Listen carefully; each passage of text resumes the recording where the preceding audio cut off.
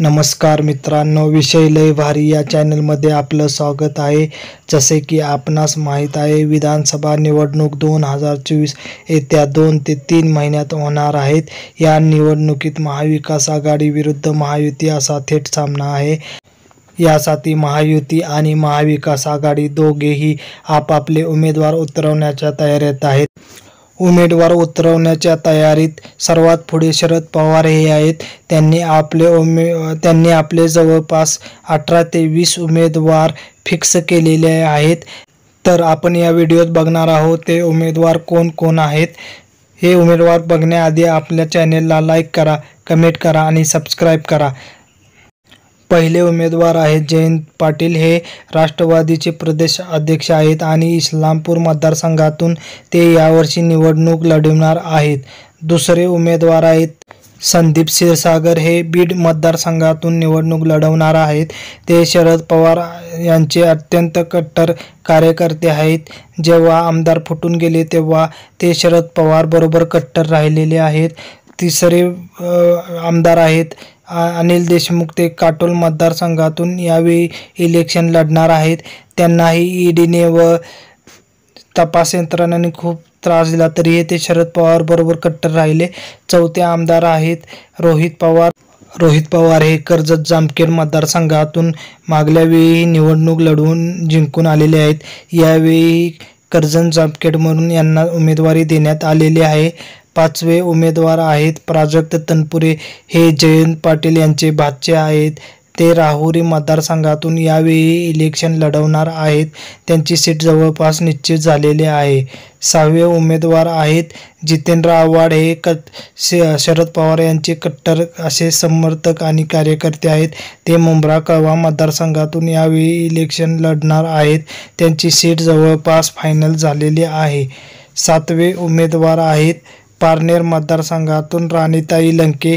ह्या निलेश लंके यांच्या बायको आहेत। निलेश लंके यंदा दक्षिण अहमदनगर वरून खासदार झालेले आहेत। त्यांची जागा रिक्त आहे। त्या जागेवर राणीताई लंके या निवडणूक लढणार आहेत।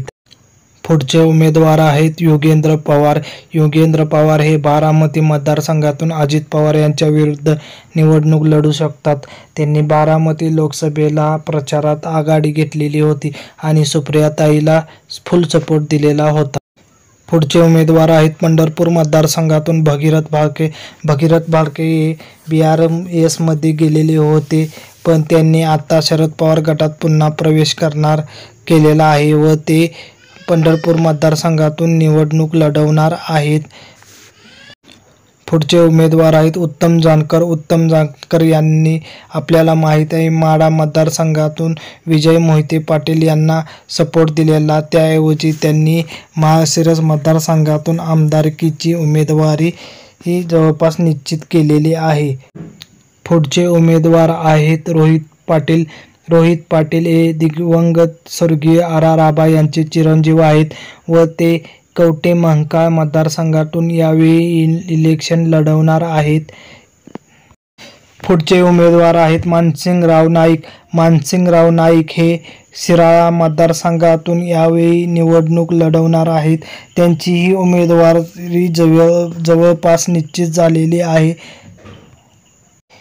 पुढचे उमेदवार आहेत बाळासाहेब पाटील। ते यावेळी कराड उत्तर मतदारसंघातून पुन्हा एकदा निवडणूक लढवणार आहेत।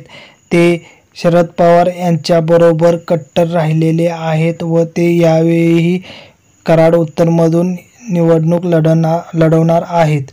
पुढचे उमेदवार आहेत राजेश टोपे। हे शरद पवार यांचे अत्यंत निकट आहेत, तरी यावेळी ते घनसांगवी या मतदारसंघातून इलेक्शन लढवणार आहेत। त्यांचेही तिकीट जवळपास निश्चित झालेले आहे। पुढचे उमेदवार आहेत बाबाजानी दुर्राणी। त्यांनी नुकताच काल शरद पवार यांच्या हस्ते शरद पवार गटात पुन्हा एकदा प्रवेश केलेला आहे व त्यांना पाथर्डी मतदारसंघातून उमेदवारी मिळू शकते। पुढचे उमेदवार आहेत सुनील भुसारा। ते शरद पवार यांचे निष्ठावान असे नेते आहेत। शरद पवार यांना सगळे नेते सोडून गेले तेव्हा सुनील भुसारा शरद पवारांबरोबर राहिले। त्यांना विक्रमगड या मतदारसंघातून तिकीट मिळू शकते। पुढचे उमेदवार आहेत शशिकांत शिंदे. शशिकांत शिंदे यांना यंदा कोरेगाव किंवा वाई या मतदारसंघातून उमेदवारी मिळू शकते. पुढचे उमेदवार आहेत अमित भंगारे. अमित भंगारे यांची उमेदवारी शरद पवार यांनी अकोले मतदारसंघातून नुकतीच 2-3 दिवसापूर्वी जाहीर केलेले आहे. अमित भंगारे हे किरण लम्हाटे यांना टक्कर देऊ शकतात. त्यांची उमेदवारी फिक्स झालेली आहे. पुढचा उमेदवार आहेत नारायण पाटील. नारायण पाटील यांनी नुकताच शरद पवार गटात प्रवेश केलेला आहे. ते करमाळा या मतदारसंघातून आपली उमेदवारी फिक्स केलेले आहेत. त्यांचे तिकीट फायनल झालेले आहेत. पुढचे उमेदवार आहेत गोकुळ जिरवळ.